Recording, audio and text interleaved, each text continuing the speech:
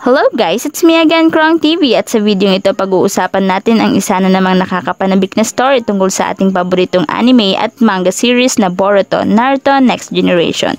Pero bago ang lahat, huwag kalimutang mag-like, mag-subscribe, pindutin na rin ang notification bell upang lagi kang updated sa mga susunod na videos. Sa video ito pag-uusapan natin ang mga posibilidad na mangyari kung sakaling hindi naganap ang Uchiha Massacre. Ang Uchiha ay isa sa 4 na pinakakilalang clan sa Konoha at sinasabing pinakamalakas dahil sa taglay nitong Sharingan. Ang Uchiha ay descendant ni Indra Otsutsuki, ang nakakatandang anak ni Hagoromo Otsutsuki. Dahil kay Indra, namana ng Uchiha ang mata ni Hagoromo at binibigyan sila nito ng napakalakas na spiritual energy at chakra. Dahil sa Sharingan, ang mga Uchiha ay nakakapag-perform ng iba't ibang genjutsu at ang pinakakilalang nagagawa ng Sharingan na ito ay makakopya ng teknik ng kalaban.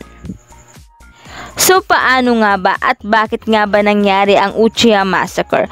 Ang Uchiha Massacre ay ginawa ni Uchiha Itachi sa tulong ni Obito Uchiha na nagpakilalang siya si Madara Uchiha. Dahil sa pag-atake ng Kyuubi sa Konoha, ang lahat ng leader ng Konoha ay nagkaroon ng suspetsya na ang mga Uchiha ang nasa likod ng pag-ataking ito dahil sa ang kanilang Sharingan ay mayroong kakayahang kontrolin ang Nine-Tailed Demon Fox o mas kilala bilang si Kurama. Dahil sa pangyayaring ito, ang Uchiha ay under surveillance at sila nga ay nanirahan sa dulong bahagi ng Konoha. Dahil dito, nagkaroon ng masamang hangarin ang Uchiha. Sa pangunguna ni Uchiha Fugaku, ang Uchiha clan ay nagplano ng kudeta. Gagamit ng dahas ang mga Uchiha upang maging Hokage ng Konoha si Fugaku. Upang maisakatuparan ang mga planong ito ng Uchiha, sila ay naglagay ng espiya. Si Uchiha Itachi ay inilagay sa Anbu, ang direct arm ng Hokage. Ngunit si Itachi ay hindi sumang-ayon sa planong ito ng kanyang angkan dahil naniniwala siya na ang ganitong pamamaraan o ang kudeta ng Uchiha clan ay maaaring maging dahilan ng Shinobi War. Si Itachi ay naging double agent sa pagitan ng leader ng Konoha at sa kanyang amang si Fugaku. Sinasabing lahat ni Itachi ang mga plano ng mga Uchiha sa mga leader ng Konoha at sinabi nga ng kasalukuyang Hokage na si Hiruzen Sarutobi na riresolbahin ang problemang ito sa pamamagitan ng magandang usapan. Ngunit si Shimura Danzo ay hindi naniwalang ang lahat ay nadadaan sa magandang usapan. Ang Uchiha ay nagkaroon ng paghihinala kay Itachi, kaya naman inutusan nila si Uchiha Shizue na manmanan siya. Si Shizue ay matalik na kaibigan ni Itachi at siya rin ay nag-open up din kay Itachi at sinabing siya rin ay hindi sumasang-ayon sa planong himagsikan ng kanilang angkan. Kapag ang peace talk ay hindi umubra, susubukan ni Shizue na gamitin ang Koto Amatsukami technique para sapilitang baguhin ang isipan ng Uchiha leader. Ngunit naramdaman ni Danzo na ang paggamit ng Koto Amatsukami na ito ay sayang lang at kinuha nito ang kanang mata ni Shizue bago pa man niya gamitin ito. Dahil nga si Shizue ay nabigo at dahil sa takot niya na baka makuha muli ni Danzo ang kanyang isa pang mata, ito ay pinagkatiwala niya kay Itachi bago pa man siya magpakamatay. Dahil nga dito, ang Uchiha ay may hinalang si Shizue ay pinatay ni Itachi. Dahil sa nangyaring ito kay Shizue, kahit pa ang gusto ni Itachi ay masolve ang problemang ito nang hindi gumagamit ng dahas, nakumbinsi siyang hindi matatapos ang problemang ito. Kinausap ni Danzo si Itachi dahil sa ramdam niya ang magulong pakiramdam o ang pag-aalinlangan ni Itachi.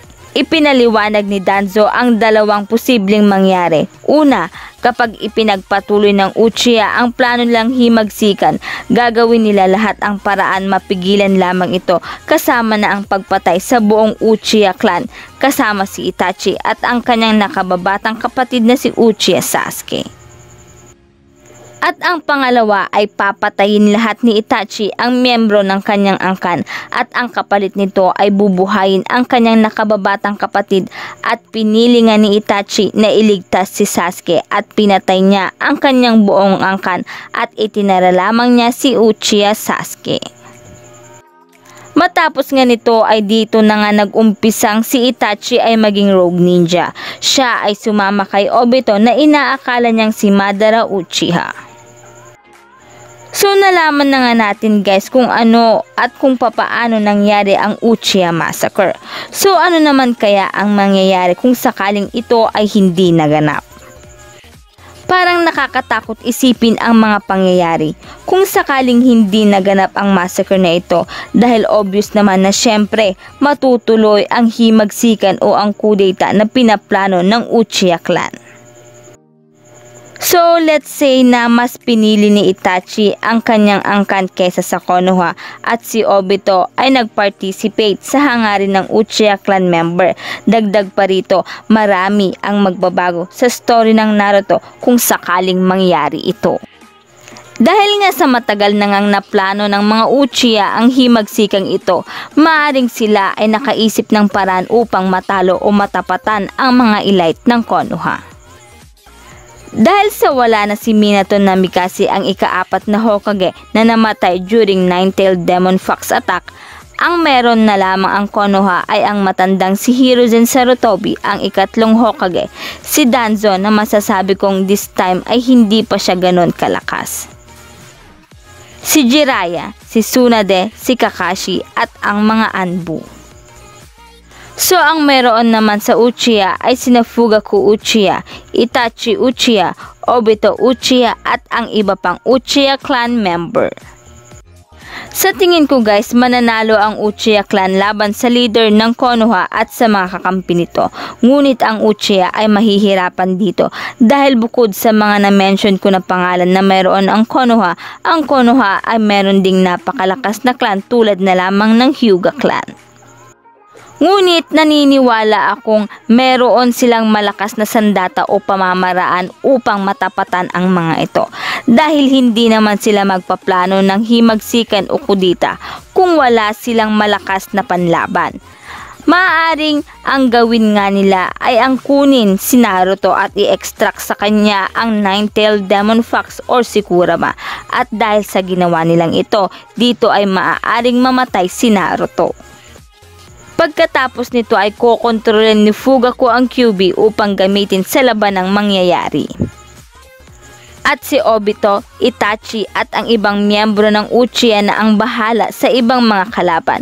At dahil dito, ang pagkapanalo ng Uchiha ay mangyayari na at si Fugaku ang magiging ika-5 Hokage.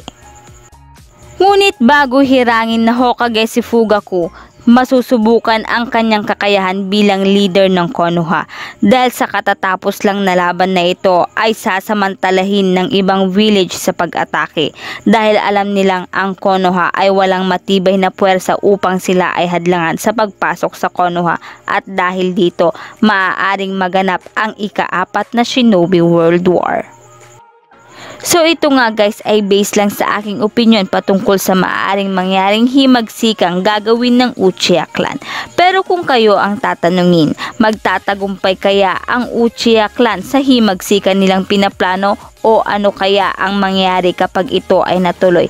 Mananalo ba ang Uchiha laban sa leader ng Konoha? I-comment nyo lang guys ang inyong kasagutan sa ating comment box. At dyan na nga nagtatapos ang video ito. Any comment and suggestion, just comment down below. Thank you!